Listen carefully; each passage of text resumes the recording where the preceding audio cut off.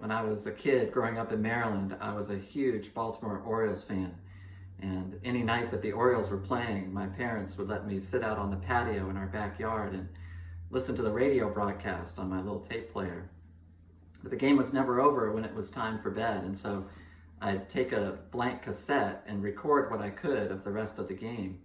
And when I'd get up the next morning to do my paper route, I'd always check the box score to see if Eddie Murray, my favorite player, had done anything good. I wasn't so much interested in the rest of the team. The Orioles were terrible back then. They're worse now, although they're undefeated this month, which is fantastic. I really wanted to see if Eddie Murray did anything great. And one morning I woke up and I'd gone to bed the night before with them losing to the White Sox, and I put a tape in and recorded.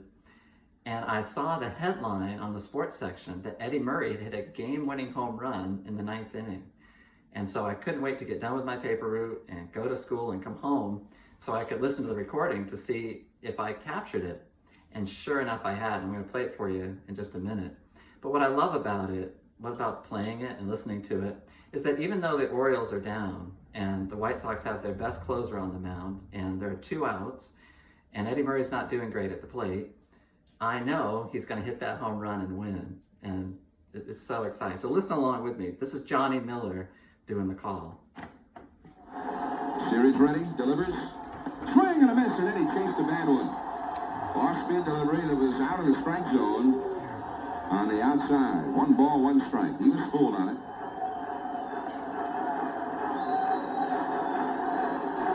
Big Pen still throwing in the bullpen. On deck, the left-hand batting, Fred Lynn. And Eddie Murray has not hit well as a right-hand batter this year yet. The 1-1 pitch. There's a high fly ball left center. Deep.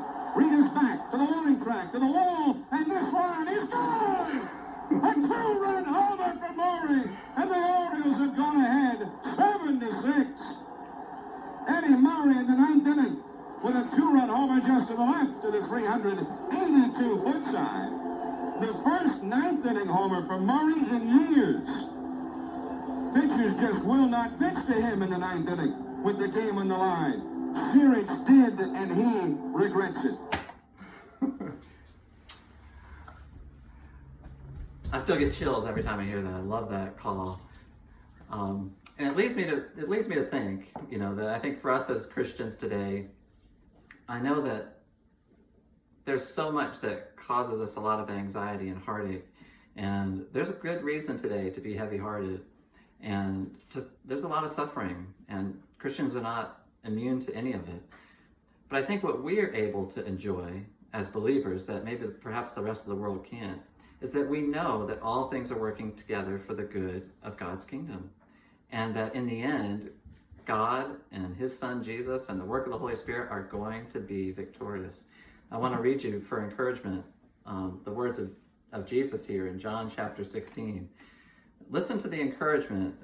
It doesn't altogether sound like encouragement right away, but listen to the encouragement that Jesus offers to his disciples. This is John 16, beginning at verse 31. Jesus answered them, "Do you now believe? Behold, the hour is coming. Indeed, it has come, when you will be scattered, each to his own home, and will leave me alone. Yet I am not alone, for the Father is with me. I have said these things to you, that in me you may have peace.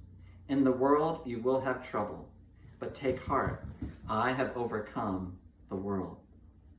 Amen. So what Jesus was saying there was that even though he has trouble, and he had a lot of it here on earth, he always had fellowship with his Father. And what he was encouraging in his disciples was to say that they too, in this world, were promised trouble, great trouble, but that they could have the same fellowship with him, Jesus, through the ministry of the Holy Spirit and through the Lord, and that they need never be alone, and that they should always be buoyed by the knowledge that Christ has overcome this world, and that no matter what the troubles and trials and tribulations that we have to endure, that it's all going to work together for good. There's great encouragement in that.